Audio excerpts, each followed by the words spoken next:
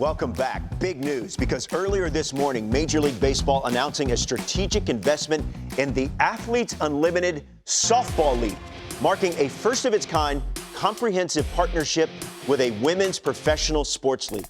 This new 4-team pro softball league launches their inaugural season Saturday, June 7th, a week from this Saturday, with games in Rosemont, Illinois, and Wichita, Kansas. And that game in Wichita is going to air exclusively right here on MLB Network at 7:30 Eastern.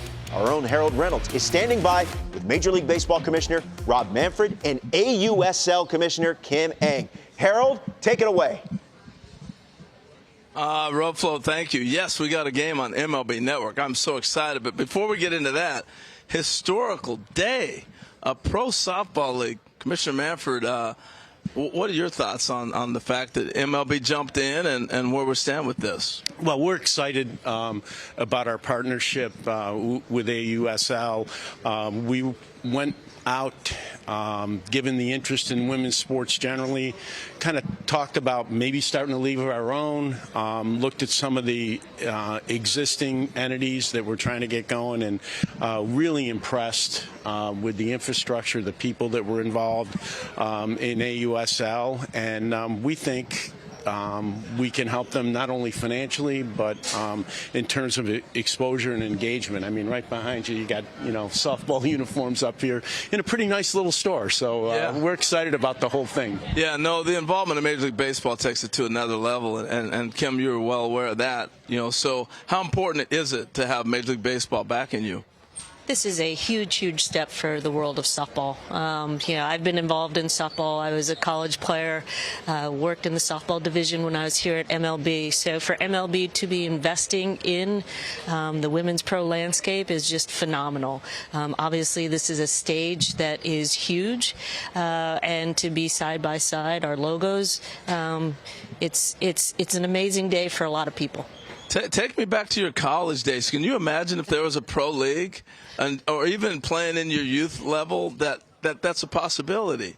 Not at all. I mean, when I was growing up, we didn't have anything of the sort.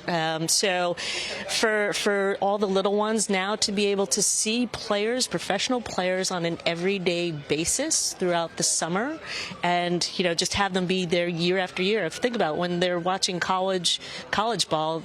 College players are gone in 4 years. So now there is this pipeline for the pro sports. Yeah, no, it's something, and it's been a steamroll watching the game evolve and watching it come along. And I know, Commissioner, you're probably hearing from people like, hey, when's baseball getting involved with softball here? And I'm just curious, some of the conversations that you were hearing that led into all this. Well, I think it's important. Kim makes a very important point. We were kind of embedded in the softball community as a result of our youth programs and support that we provided to young people that wanted to play softball. And there was a push from our ownership, given the focus on women's sports, to, let's get beyond the amateur level and see whether we can produce a league or find a partner that will help us produce a league that's sustainable, that it becomes part of the sports landscape in North America. And we think we have a real opportunity to do that with AUSL. Well, Kim, a lot of people, first thing you hear, you think of the WNBA with the NBA backing it, but that took a lot of work to get to where they're at today. So what are we going to see this summer? And as we continue to grow, what are kind of the steps that we'll see along the way? Yeah, you're right, Harold. It took the WNBA and the NBA about 28 years or so. So that is a long time. I think, listen, I think WNBA and NWSL have done a lot of the hard work. I think there is such a spotlight on women's pro sports. So in terms of this summer, you're going to see 4 teams. We're basically doing a barnstorming tour to 10 different markets. And hopefully at the end of this year, we're going to expand 2 teams and lock those 6 teams down into cities and have a traditional city-based model where we're going to have, fans home and away, and it'll be a great, model after MLB. Yeah, no doubt. I mean, we sit here at the MLB store, and you talked about not just financially, but just the backing, the power that Major League Baseball has with our innovation of so many things we've done, whether it's All-Star Weekend or different things like that. I'll leave it with this, Commissioner. Last word you get. What are some of the things you think we'll see in the future with baseball being able to do?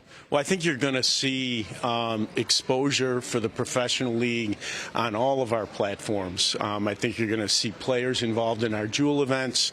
You're certainly going to have a huge presence on our social media platforms, and we're going to be broadcasting games. We're big believers in the idea that broadcast exposure helps drive growth, and we're going to give our very best effort to help drive that growth for AUSL.